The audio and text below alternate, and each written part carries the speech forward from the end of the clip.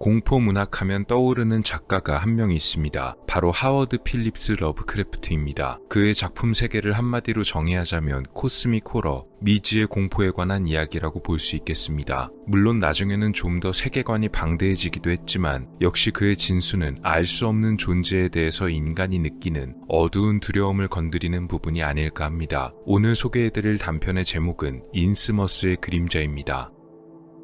이야기의 시대 배경은 1920년대의 미국입니다. 주인공이 신문에 쓰여진 기사 하나를 보는 것으로 시작되는데 이 기사의 내용은 정부가 비밀리에 조사단을 꾸려서 어느 마을에 광범위한 단속을 벌였고 그 마을에서 수많은 사람을 체포할 수 있었던 기사였습니다. 이 마을의 이름은 바로 인스머스. 표면적으로는 술의 생산이나 유통, 판매를 금지하는 금주령을 어겨서 그런 것으로 발표되었지만 실제로는 다른 원인이 숨어 있음을 주인공은 알고 있습니다. 또 다른 신문기사에서 해군이 잠수함까지 동원하여 마을 근처의 암초에 어뢰를 발사했다는 기사를 본 주인공은 자신이 이 인스머스에서 겪은 기묘한 사건을 떠올립니다.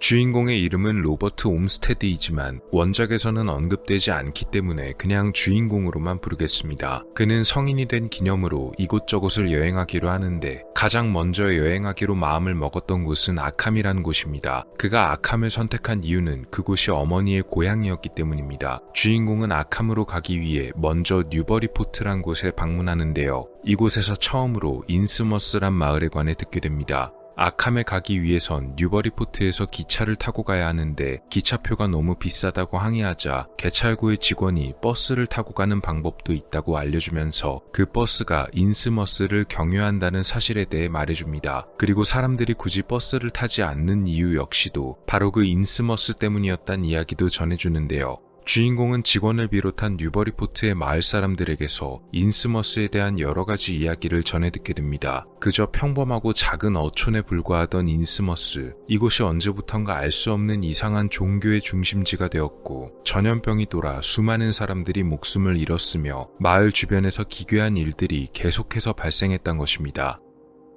특히 사람들이 공통적으로 언급하는 점이 하나 있었는데 그것은 바로 이 인스머스 마을 사람들의 특이한 외모였습니다. 이들의 설명에 따르면 인스머스 마을의 주민들은 눈이 툭 튀어나오고 머리가 좁고 코가 무척 낮으며 피부가 마치 비늘처럼 꺼끌꺼끌한 모양새를 하고 있단 것입니다. 한마디로 물고기의 모습과 합쳐진 듯한 묘사인데 보기만 해도 무척이나 불쾌한 느낌을 준다는 것입니다. 보통 사람이라면 이런 설명을 듣고 나서 그냥 기차표를 살 테지만 주인공은 오히려 이러한 기묘한 소문에 큰 흥미를 느끼고 원래 가려던 아캄 대신에 인스머스에 들리기로 결정합니다. 그래서 일부러 기차 대신 버스를 타기로 하지만 이 버스가 무척이나 낡은 버스였던 데다가 운전기사의 외모가 사람들이 말하던 대로 대단히 기묘하게 생긴 것을 보고 놀랍니다.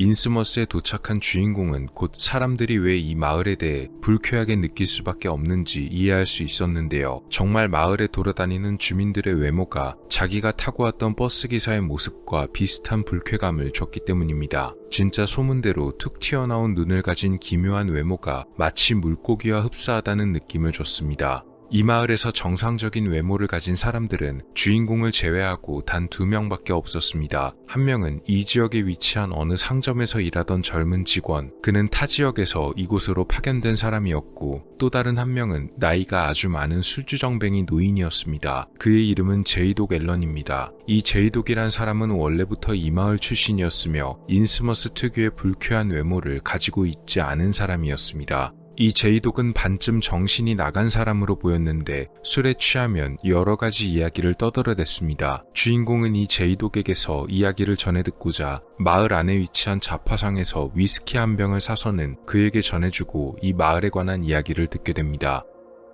인스머스는 주인공이 전해 들었던 대로 원래 작은 어촌이었습니다. 그런 인스머스가 변하기 시작한 것은 약 100년 전쯤이었는데요. 이 마을에 그런 변화를 가져온 장본인은 바로 인스머스 출신의 선장 오베드 마슈란 남자였습니다. 이 오베드 마슈 선장은 배를 끌고 멀리 외국까지 다니던 사람이었는데 하루는 외국에서 이상한 이야기를 전해 듣고 왔던 것입니다. 선장이 전해준 이야기는 외국인들이 믿던 어느 종교에 관한 것입니다. 이 특이한 종교는 특히 물고기와 연관이 깊었는데 이 종교의 신을 믿기만 하면 어떤 소원이든 이뤄주고 어촌의 경우 많은 물고기를 잡게 해준다는 이야기였습니다. 어업이 거의 주를 이루던 인스머스에는 꽤 달콤한 이야기였습니다. 당연히 이에 대해 반대하는 사람들도 있었지만 오베드 마슈 선장을 앞세운 여러 사람들이 결국 이 알 수 없는 종교를 받아들이기로 했던 모양입니다. 실제로 그 이후에 마을 사람들은 배를 띄우기만 하면 엄청난 양의 물고기를 잡아올 수 있었다고 하는데요. 또한 어찌된 영문인지 알 수는 없지만 금도 얻을 수 있어서 마을의 금 재련소를 통해 금괴 거래까지 활발하게 벌어집니다.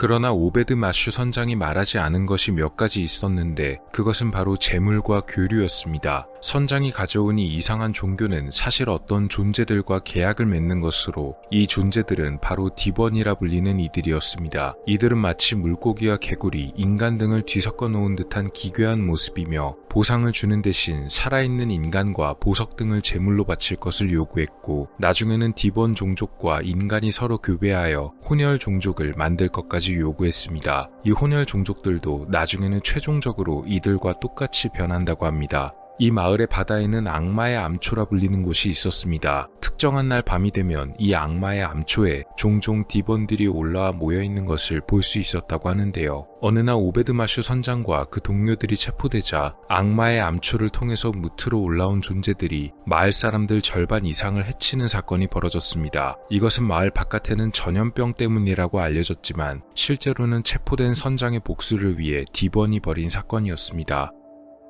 이후에는 아예 원래 있던 교회 건물 등을 바꿔버리고 디번의 종교인 다곤 교단이 마을에 자리 잡는데요. 앞서 말한 디번과 교배를 했던 혼혈 주민들이 마을 주민의 대다수를 차지하게 되고 맙니다. 주인공을 비롯해 다른 지역의 사람들이 말하는 불쾌한 외모가 바로 디번과 인간 사이에 태어난 혼혈 종족들의 외모였던 것이죠. 제이독 앨런의 경우 정말 보기 드문 순혈 인간이었습니다. 여기까지 말을 마친 제이독은 주인공을 붙잡고는 어서 여기서 떠나야 된다고 말하는데요. 불길한 느낌을 받은 주인공은 이 정도만 들으면 충분하다는 생각에 저녁에 도착하는 다음 버스를 타고 아캄으로 가려 합니다. 하지만 버스 기사가 마을 사람 한 명과 뭔가 이야기를 나누더니 갑자기 엔진에 이상이 생겼다며 오늘은 출발하지 못하겠다 말하고 결국 주인공은 인스머스에서 하룻밤을 보내게 됩니다. 이 마을에 존재하는 호텔은 딱 하나뿐이었는데요. 길먼하우스란 이름의 낡은 호텔이었습니다. 사실 주인공은 이 마을에서 실종되는 사람이 많다는 이야기, 그것도 호텔에서 사라진 사람이 많다는 이야기를 들었기에 이곳에 머물고 싶지 않았지만 선택지가 없었습니다. 불안했던 그는 방 안에 있던 낡은 자물쇠를 발견하고 가지고 있던 작은 드라이버를 사용해 문에 자물쇠를 부착한 다음 문도 잠그고 혹시 몰라서 옷까지 전부 입은 뒤 침대에 누웠습니다. 그리고 그날 저녁 예상한 대로 이상한 일이 벌어집니다.